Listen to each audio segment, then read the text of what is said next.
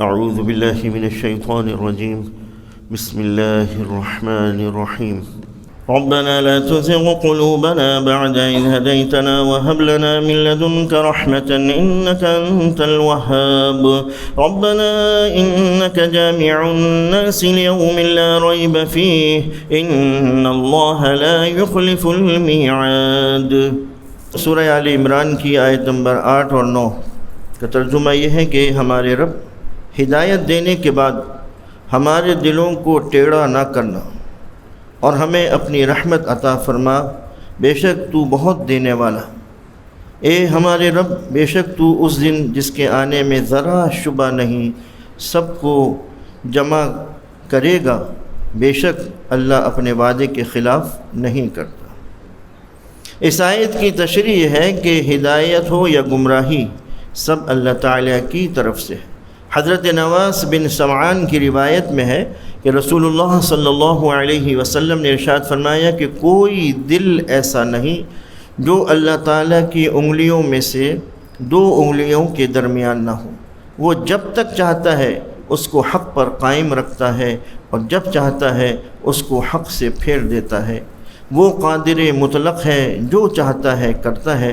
لہذا جن لوگوں کو دین پر قائم رہنے کی فکر ہوتی ہے وہ ہمیشہ اللہ تعالیٰ سے دین پر استقامت کی دعا مانگتے ہیں اور کہتے ہیں کہ اے اللہ، ہمارے دلوں کو ہدایت پر جمانے کے بعد ان لوگوں کے دلوں کی طرح نہ کر جو متشابہ کے پیچھے پڑ کر خراب ہو جاتے ہیں، بلکہ ہمیں اپنی رحمت سے صراط مستقیم پر قائم رکھ اور ہمارے ایمان و یقین کو بڑھا، بے شک تو بہت دینے والا ہے۔ حضرت صلی اللہ علیہ وسلم بھی ہمیشہ استقامت کی دعا مانگا کرتے تھے۔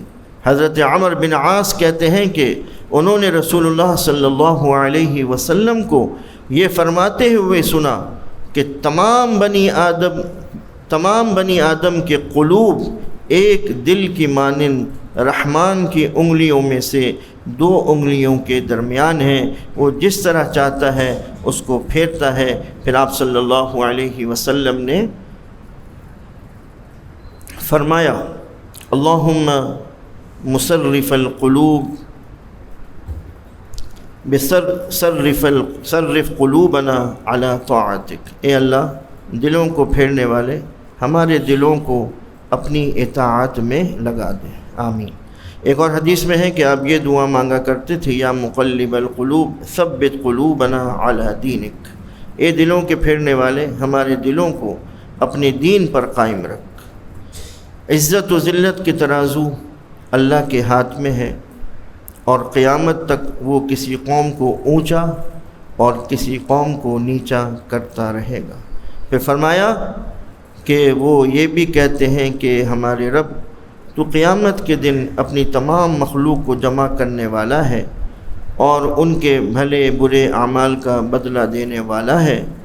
اس دن کے آنے میں اور تیرے وعدوں کے سچ ہونے میں کوئی کلام نہیں، بے شک تو وعدہ خلافی نہیں کرتا۔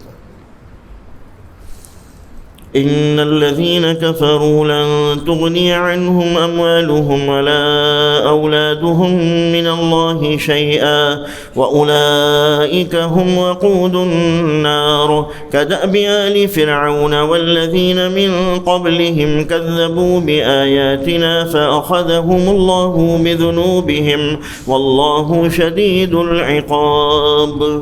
بے شک جنہوں نے کفر کیا اللہ کے مقابلے میں نہ ان کے اعمال کچھ کام آئیں گے اور نہ اولاد، اور وہی دوزخ کا ایندھن ہے۔ ان کا حال آل فرعون اور ان سے پہلے والوں جیسا ہے۔ جنہوں نے ہماری آیتوں کو جھٹلایا تو اللہ نے ان کو ان کے گناہوں کے سبب پکڑ لیا اور اللہ سخت سزا دینے والا ہے۔ اس آیت کی تشریح یہ ہے کہ کافر اپنے مالوں اور اولاد پر فخر کرتے تھے۔ ان کا خیال تھا کہ جس طرح یہ چیزیں دنیا میں ان کے کام آتی ہیں اسی طرح آخرت میں بھی کام آئیں گی اور ان کو اللہ کے عذاب سے بچا لیں گی۔ چنانچہ ارشاد ہے وَقَالُوا نَحْنُ أَكْثَرُ أَمْوَالًا وَأَوْلَادًا وَمَا نَحْنُ بِمُعَذَّبِينَ، اور انہوں نے کہا کہ ہم مال و اولاد میں تم سے زیادہ ہیں، ہمیں عذاب نہیں ہوگا۔ اول تو آخرت میں مال نہیں ہوگا، اگر مال ہوگا بھی تو قبول نہیں کیا جائے گا، جیسا کہ اللہ تعالیٰ نے فرمایا ان الذين كفروا وماتوا وهم كفار فلن يقبل من احدهم ملء الارض ذهبا ولو افتدى به اولئك لهم عذاب اليم وما لهم من ناصرين۔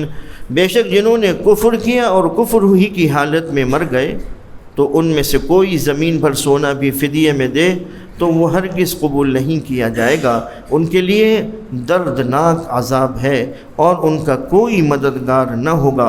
پھر اللہ تعالیٰ فرماتے ہیں یوم یفر المرء من اخیہ وامہ وابیہ وصاحبتہ وبنیہ لکل امرئ منہم یومئذ شأن یغنیہ۔ اس دن آدمی اپنے بھائی سے بھاگے گا، اپنی ماں اور باپ سے، اپنی بیوی اور اولاد سے۔ اس دن ہر ایک کو اپنی اپنی پڑی ہوگی۔ لہذا ایسی صورت میں یہ امید رکھنا کہ جس طرح مال و اولاد دنیا میں کام آتے ہیں اسی طرح آخرت میں عذاب سے بچنے کے لیے کام آئیں گے، سراسر حماقت اور جھوٹی آرزو ہے۔ اللہ تو تمام کائنات کا خالق و مالک ہے، تمام مخلوقات کو پیدا کرنے والا ہے۔ کائنات کی ہر چیز، ذرے سے لے کر آفتاب تک، چیونٹی سے لے کر ہاتھی تک، ادنا گناہگار سے لے کر عظیم الشان نبی تک، سب اسی کے تابع فرمان ہیں۔ سونا چاندی مال و دولت سب اسی کی ملکیت ہے، وہی یہ تمام چیزیں لوگوں کو دیتا ہے، لہذا وہ ان چیزوں کے بدلے گناہگاروں کو معافی نہیں دے گا۔ مذکورہ بالا آیت 10-11 میں کافروں کو تنبیہ کی گئی ہے کہ جس طرح فرعون و آل فرعون اور دوسری قوموں عاد و سمود اور قوم لوط وغیرہ کو ان کے کفر و شرک، انبیاء کو جھٹلانے اور اللہ تعالیٰ کی نشانیوں کے انکار کی سزا ملی تھی اور ان کے مال اور اولاد ان کو اللہ تعالیٰ کے قہر سے نہ بچا سکے، اسی طرح اگر تم نے حق کو قبول نہ کیا تو تمہیں بھی سزا ملے گی اور تمہاری نافرمانیوں اور بدعمالیوں کے سبب تمہیں بھی تمہارے مال سمیت ایندھن کے طور پر جہنم میں ڈال دیا جائے گا۔ پھر تمہارا مال اور تمہاری اولاد تمہیں اللہ تعالیٰ کے عذاب سے بچانے میں ذرا بھی کام نہیں آئیں گے، کیونکہ اللہ تعالیٰ کی پکڑ بہت سخت ہے اور اس کا عذاب دردناک ہے، کوئی کافر اس سے نہیں بچ سکتا۔ البتہ مسلمانوں کا مال اور اولاد آخرت میں ان کے کام آئیں گے، کیونکہ انہوں نے اپنی اولاد کو اللہ تعالیٰ کی عبادت اور اس کے دین کی تعلیم میں لگایا اور اپنے مال اللہ تعالیٰ کی راہ میں خرچ کیے۔ قل للذين كفروا ستغلبون وتحشرون إلى جهنم وبئس المهاد۔ آپ کافروں سے کہہ دیجئے کہ تم عن قریب مغلوب ہوگے اور جہنم کی طرف ہانکے جاؤ گے اور وہ بہت برا ٹھکانہ ہے۔ اس آیت کی تشریح یہ ہے کہ اس آیت میں یہ پیش گوئی کی گئی ہے کہ کافر جو اللہ تعالیٰ اور اس کے رسول صلی اللہ علیہ وسلم کے دشمن ہیں بہت جلد مغلوب ہوں گے اور مسلمانوں سے شکست کھائیں گے، اور آخرت میں ان کو جہنم کی بھڑکتی ہوئی آگ میں ڈال دیا جائے گا جو بہت ہی بری جگہ ہے۔